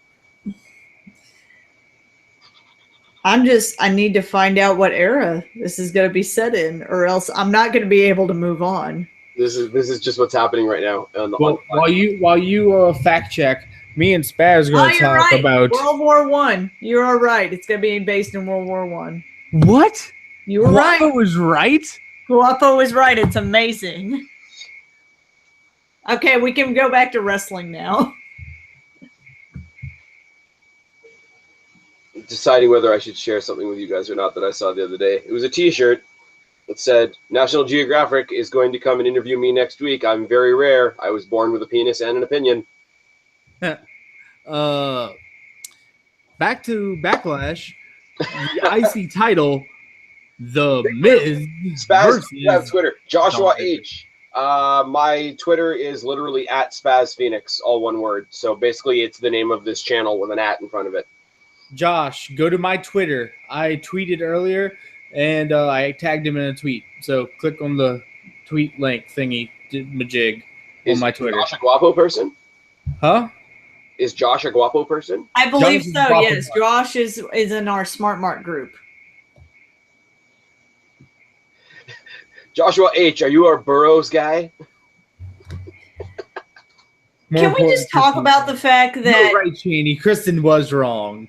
I was wrong. More importantly, Kristen was wrong. Okay. It happens. Yo, where's Angry Mark? Okay. The reason why I said World War II is because in the Justice League Unlimited cartoon series, they actually have episodes where Wonder Woman and Hawkgirl and Green Lantern get stuck in World War II. So I thought they were using that storyline. Kristen? Nope. Kristen? Because there's a whole battalion named after Hawkgirl, and they use her emblem as their emblem. Yes, but this is a different storyline. I know that, but that's why I said that it was World War One. You said World War II. That's what I meant. That's what I meant. Okay. Guapo was right. God, I love hearing that. I was mistaken. Just what we're doing now. Backing up as to why I was mistaken. Why? This is just what we're doing now. Anybody that has Netflix, go on Netflix. There's some very old, very racist Black Panther cartoons on Netflix. Can we talk about the fact that Apollo Crews is not in the title picture and how dumb that is? Can we talk about why do you want him in the title picture? Because Apollo Crews is awesome. Okay, he's fantastic in the ring. Guys, I gotta be at work in the morning. Can we talk about the fact that just a couple weeks ago, Ziggler was like, "This is my chance. If I don't I gotta break through the glass ceiling." Now, Intercontinental title shot again. Can we talk about the fact that Miz is stealing the show from the show stealer right now? Can we talk about how the Miz is gonna walk out of Backlash still champion? Can we talk about Miz and his shoot promo on Daniel Bryan? Yep. Can we talk about the fact that Miz is right? Can we talk about the fact that Guapo was right? I've been saying for years, not about Wonder Woman. For years, I've been saying that these ROH guys and all the fans of ROH that are like, this is how WWE needs to wrestle, how it's not possible with WWE's schedule, how you can't wrestle an ROH style show with a WWE time frame, or else look what happens. Sami Zayn got hurt, Finn Balor's been hurt, Seth Rollins tore everything out of his knee. These indie guys are dropping like flies because they can't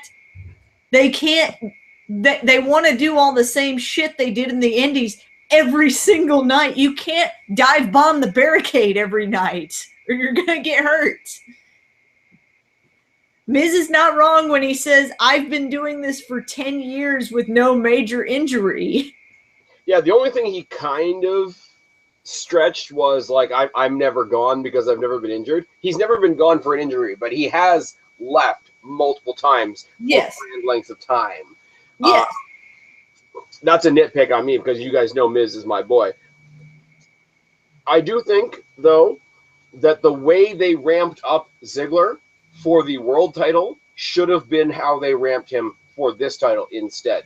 Because Miz and Ziggler, and I've said this on numerous videos now. I think I've said it with you guys before. I know I said it with Guapo a little while ago, and I've been saying it for several weeks in my SmackDown reviews. Miz and Ziggler have never had a really meaningful, long-lasting feud, but these guys have chemistry in the ring as opponents. These guys together know each other really well. They've both been in the company a long time. They have great fucking matches. I want there to be a chase. I want this selfishly. I want it to go to Survivor Series because I'm going to be there. But I want this to be a story that lasts more than one pay-per-view.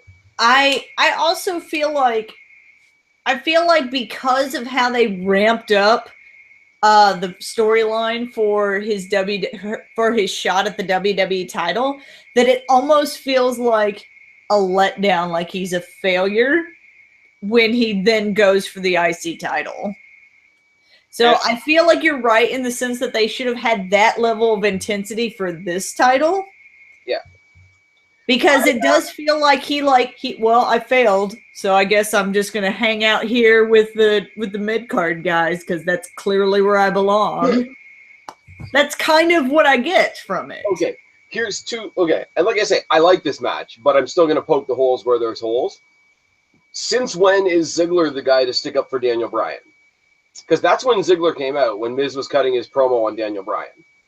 So since when, first of all? Second of all, Miz going back to Daniel Bryan and saying, what the hell has this guy done to deserve a title shot? Is right. So, yeah, Miz is a dick, and he's great at being a dick. Totally underrated as a heel. I've been saying that forever. But it's always better when the heel is tossing some, nasty, shitty things. But that are true. That are fully true. And I agree. I agree. He lost a WWE title match against Dean Ambrose. What has he done to earn an Intercontinental title shot? Not that I don't love Dolph Ziggler. We've been saying you should do something with Dolph Ziggler for years. Clearly, they're not going to.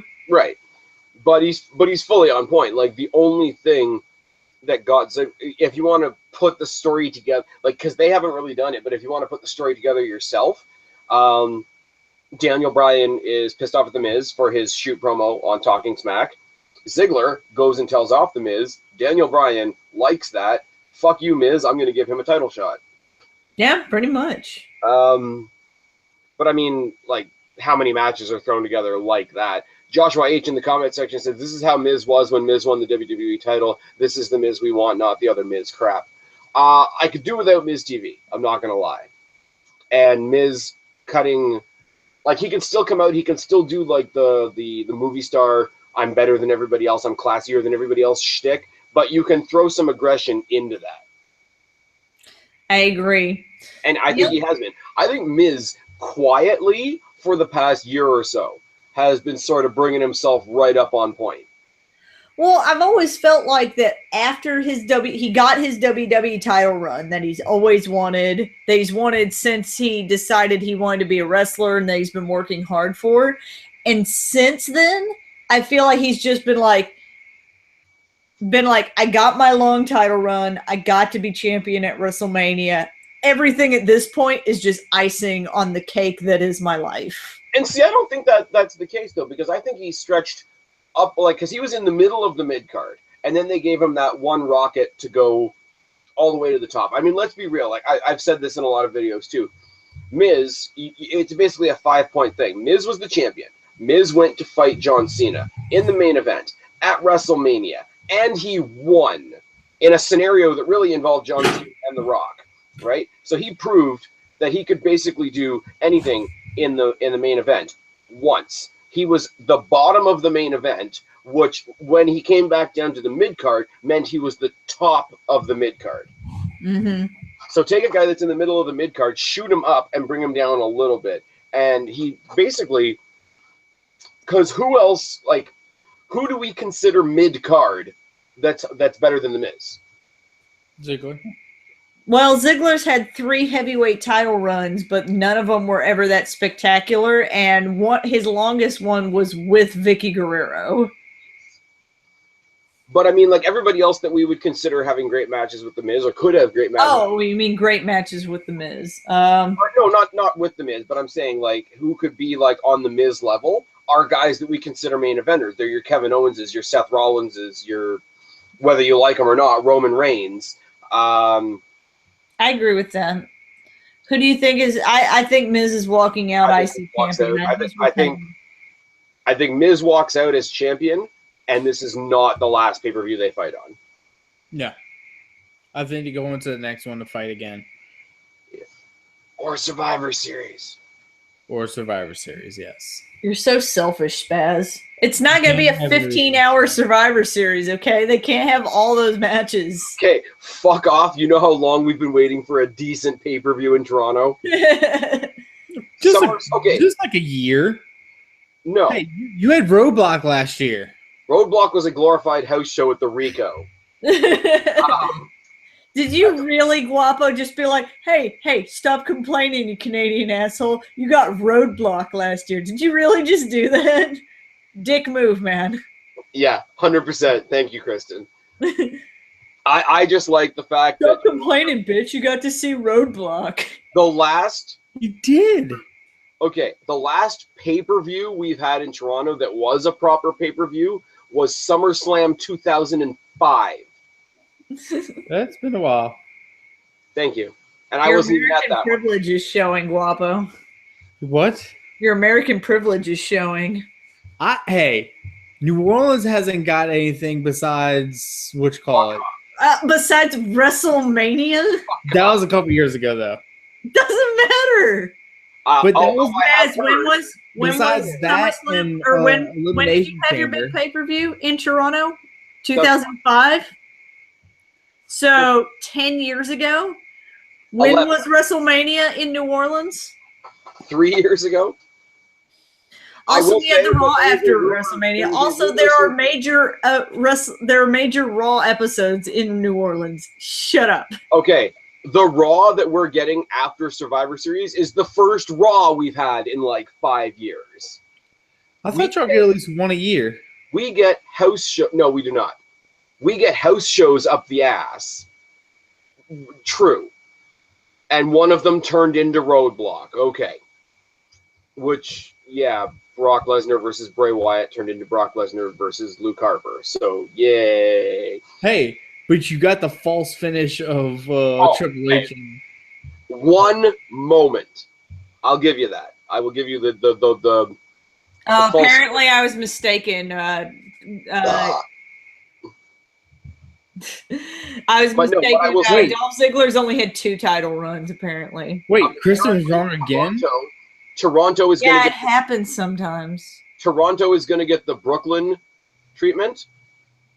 Oh, Cheney corrected me. We did get Unforgiven in 2006. 2006. Ooh. Fair enough. So, yes, Kristen, which makes Kristen technically right because she said 10 years ago. It's 2016. Kristen, all the people in the comment section got your back. Cheney's got your back. Your boy Angry Mark's got your back. No, okay. Angry Mark wants her on her back. Oh, wow. Oh, I don't even have a comment for that. Let's just move on. I'm tired. That was rough, man. I know where you live, Guapo. That was. Please come back. I will come back and kill you and then leave. Anyways, no, what I will say is that apparently what was I going to say? Air Canada Centre in Toronto is getting a similar deal as to what the Barclays Centre is getting for SummerSlam, in that we get a takeover, a major pay-per-view, and Raw the next night, and we Awesome. might be getting it for repeating years, like Barclays is getting for SummerSlam. Which, if that's the case, I will be. All right, guys, we gotta wrap this up. Oh yeah. Okay. So Styles versus Ambrose. Does anybody not think that Styles is winning?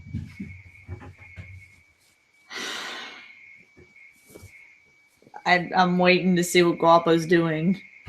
Guapo, are you getting? Oh, okay. Never mind. I got it. Guys, That you know almost. what time got it really is? awkward. It's time for hashtag beat up Dean Ambrose. Is that the story they're going with? No, No. probably not. But His promo against Dean Ambrose was him talking about beating up John Cena. because it's always hashtag beat up John Cena. I don't know I that they're do going love to take the one good line that Dean Ambrose got on SmackDown last night was, after Backlash, you're going to be the face that came in second place, which made me chuckle. I don't know. I feel like it's neck and neck. I don't see them taking it off Dean, but I think Styles deserves a title now. Let's give the man a title. I think people are cooling off on Dean Ambrose, which I kind of understand. And WWE and the fans are kind of coming together on the fact that they're kind of putting the rocket on AJ Styles. Mm-hmm. I mean, let's be real. The guy's fucking amazing. Well, I mean, I wouldn't be upset either way. Look at the match that he had 2 weeks ago with Dolph Ziggler. Where he was totally the heel the whole time? Who was Ziggler? No, where Dean was the heel in that match. I'm saying Styles and Ziggler. Oh, Styles and Ziggler. No. Which was amazing, and which brought Ziggler's game up as well. I think at SummerSlam, if it had been Ziggler versus Styles as opposed to Ziggler versus Dean, we would have had a fantastic match. I thought the match he had with Dean was still good. At SummerSlam? Yeah. There wasn't here's the thing. There wasn't anything wrong with it. I'm not gonna bash it. It was just, I mean, it wasn't one that we're going to continue to talk about for the ages. I liked Dean's I will go as far as to psychology. say I think it fell a bit flat. I like Dean's ring psychology. I like the fact that he was essentially mocking Ziggler the whole time but he was essentially heel for the sake of the storyline. It's almost like they didn't want to turn Dean Ambrose heel, but they needed him to be heel for the sake of this is your last chance Dolph Ziggler redemption storyline that then fell apart. I want to see a proper heel Dean Ambrose. I think unfortunately he has too much of that, and I know this gets used a lot, that Stone Cold-esque vibe where he can do heel things and still get cheered for. Yeah, but that's all the heels in WWE right now. I mean, Jericho gets cheered. That's true. Kevin Owens got the loudest "You deserve this" chance of the year. That's true, and I also love how he played that off to him going, people chanting "You deserve it." What I don't like is that you guys were stealing my moment. No, but I like he tied that right back into his first night in the company. Remember when he came in and he cut the promo on John Cena before their first match, and John Cena was kind of like, "Hey man, I know who you are. I've seen you on NXT. You're good." And he's like, "Man, fuck yourself. I don't need you to tell me I'm good." And he's kind of saying the same thing to the fans now. I don't need you to tell me that I deserve this. Yeah. And when you get guys like that can actually literally abuse the fans and get cheered for, you're reaching CM Punk levels, which is why I say what I'm about to say. I would love, if they're going to continue this Styles Ambrose thing past this pay-per-view, which I don't necessarily think that they should, double turn. Ambrose goes heel. Let's see how much of a dick Dean Ambrose can be. Styles goes face, but asshole CM Punk baby face. And I think the problem with the idea of ending their feud so quickly is I can't think of who they would have left for Dean to feud with. I think, honestly, because Roman's not continuing his thing with Rusev, and yes, I know this is going to involve a little bit of cross-branding and whatever, because Roman isn't continuing his feud with Rusev, that's been dropped dead, and because he's not in the world title picture anymore, I think you want to beef up your tag team regiment on Raw. You move Dean Ambrose somehow. Had the first trade. Work out some kind of trade. Move Cesaro to SmackDown. Move Sami Zayn to SmackDown. Something like that. Bring Ambrose across. Have Dean Ambrose and Roman Reigns as a tag team, legitimately, not just like buddying around like they were before. Have them as a legitimate tag team in the tag team division. Keep them both out of title pictures for a while and see what kind of a makeover that gives the Raw tag team division, which right now is stupid comedy. Because your one feud, and I'm going to say this, and I'm bashing Raw a lot. I know that. Your one feud is the New Day, who used to be cool, who are getting stale, versus the Club, who are supposed to be cool and are doing stupid skits. And the other feud is the Shining Stars that nobody cares about versus Enzo and Cass, who people only appreciate the comedy of if they're making fun of somebody that they care about, which they're not. So throw in Ambrose and Roman as your fifth tag team in that division. I think that would do amazing things for Raw. I don't know how I feel about that idea, but I do like the idea of bringing Sami Zayn over to SmackDown. Yes. I think that needs to happen tomorrow. You put the title on AJ Styles, and if you don't, okay, there's two things you can do here. If you don't do any trading or whatever, have AJ win the title, have Bray go over on Orton, Bray comes after AJ for the title, or you do this trade around where Ambrose goes to Raw, Zayn comes to SmackDown. You have Zayn and AJ Styles for the world title. Tell me that's not going to sell a fucking pay-per-view? That sounds awesome. Amazing. Zayn, either way, Zayn needs to move to SmackDown tomorrow. Yes. Because I feel like he's going to flounder. The sad thing is, remember when they put Zayn and Neville together for that tag team match against the Dudleys for no real reason?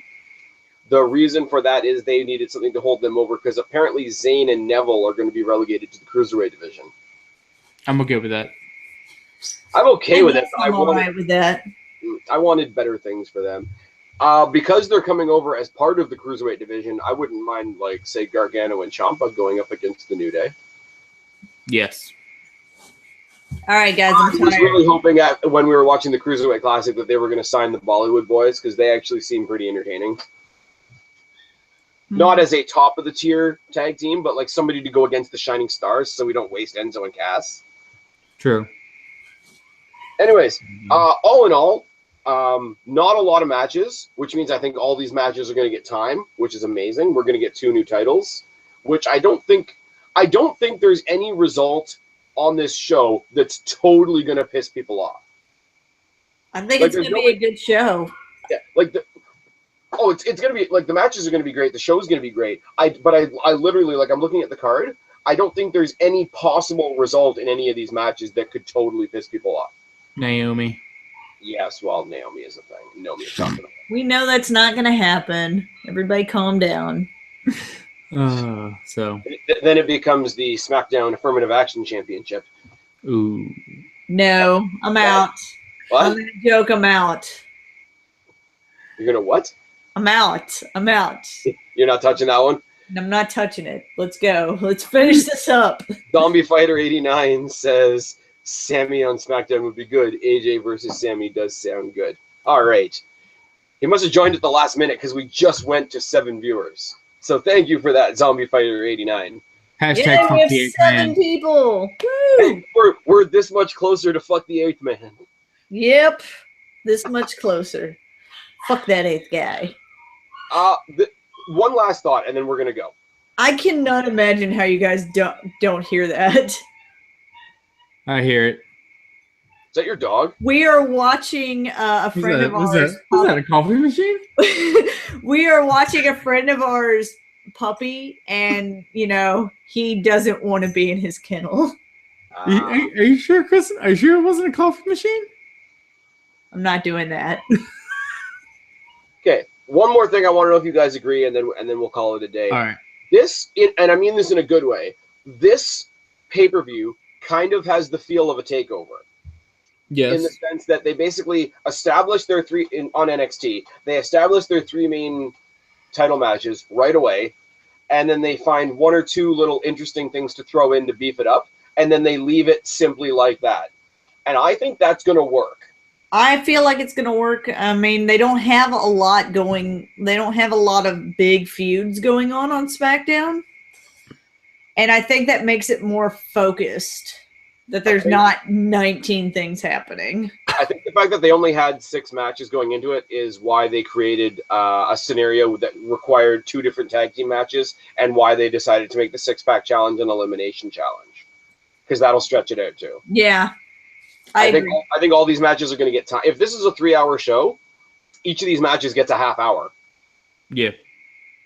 I don't think some of these matches need a half hour, but okay. No, like obviously, you got to take out like when there's going to be promos and there's going to be backstage segments and there's going to be like, stuff like that. So break it down to more like 20 minutes a match. 20 minutes.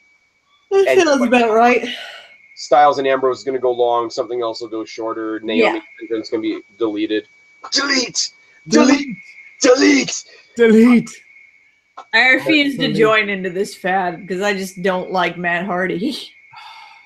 I don't watch TNA at all, but apparently they are doing another final deletion, and I will torture myself by watching that. Spaz, have you listened to the Talk is Jericho podcast with Matt Hardy? I refuse. I got 5 minutes into that, and I'm like, I can't do this. You need to do it. It's... Persevere. It's good. So, ever since Kristen shamed me out of being a TNA fan. It needed to happen. That was definitely a thing. Have you fully watched the final deletion? Hashtag Spaz paid for Bound for Glory. I did watch the final deletion, like just as a YouTube video. Yes. I still don't know what I think of it because it's one of those things that's like super shit and brilliant all at once. All right, fine. That settles it then. We're both getting drunk, watching the final deletion, and do a video on it. You mean the second one? I don't know who you're talking to. I'm not doing that. So what? Deletion and then delete or decay, and then we're going to do a review of both. That sounds like a great thing for you guys. The final deletion of our livers. That sounds like a great thing for you guys. Kristen, why? Why? Because it needed to happen. People need to know. People need to know. When I'm at TakeOver and I'm watching Aries versus Atami live, and you are not going to have any of my sympathy, miss. No, but I will still say hashtag Spaz paid for Bound for Glory. Hashtag I hope you wake up with a chicken pirate in your bed. He paid good hard Canadian dollars, which are more valuable than our dollars, but no, they're not. I'll give you that. No, they were last time I checked. Hold on. It's been a while. We're doing this. We're looking at the exchange rate now. This is happening. All right, so we're here to learn economics today, everybody. Is it a loonie or a toonie? $1 Canadian dollar. One of our dollars is worth your 78 cents. Huh. Didn't know that. It's gone down. Yep. Well, that's awesome for us. Kristen. The reverse of that is your $1 is equal our $0.29. So what I'm saying is Spaz paid for his slightly less hard-earned Canadian dollars paid for Bound for Glory. But Kristen, the question is, what's your middle name? I don't know that I want to be part of this joke. I am not aware of where this is going. Go with it. I don't want to go with it. Please. My middle name's Michelle. Michelle. Sister Michelle is what you shall now be known as. For I will own the intellectual property known as Kristen, the Black Cat Feline. I have no idea what you're talking about. I Brother do. Nero! Brother Nero! He calls him Brother Nero because his middle name is Nero. No. Because he owns the intellectual property that is Black Jeff Broken Cat. Huh? Black Broken Cat. Hashtag. The I'm broken about to hang up now. Don't do that. I hate Matt Hardy so much. Like, with his Dr. Emmett Brown haircut going on there. I hate Matt Hardy so much. All right, His nose guys. is kind of like all the way over here. I hate him like 5 times more than I hate Nikki Bella. Well, brother, I love Nikki Bella compared to Matt Hardy. Tonight. I at least have like respect for Nikki Bella. I have zero respect for Matt Hardy, and I want to go to sleep. Broken black cats. It's Your over. jokes aren't even funny. brother Spaz, Yes. Hashtag I hate Matt Hardy so much. brother Spaz. I believe it's time we delete this conversation. Okay, you're killing it, bro. I'm trying. No, you're Hashtag succeeding. dead horse. Guapo, tell them where they can find you, buddy. Me amigos, you can find me on Twitter at guapo_504 or on the Black Cat Feline channel. Kristen, tell them about the Black Cat Feline channel. You can find me and Guapo and sometimes Spaz, although I feel like lately Spaz has been on the channel more than Guapo. On the Black Cat Feline channel on YouTube. You can find me personally on Twitter at Black Cat Feline. You can find me on Instagram at Black Cat Feline. Granted, I only post pictures of out in the field, mostly on Instagram.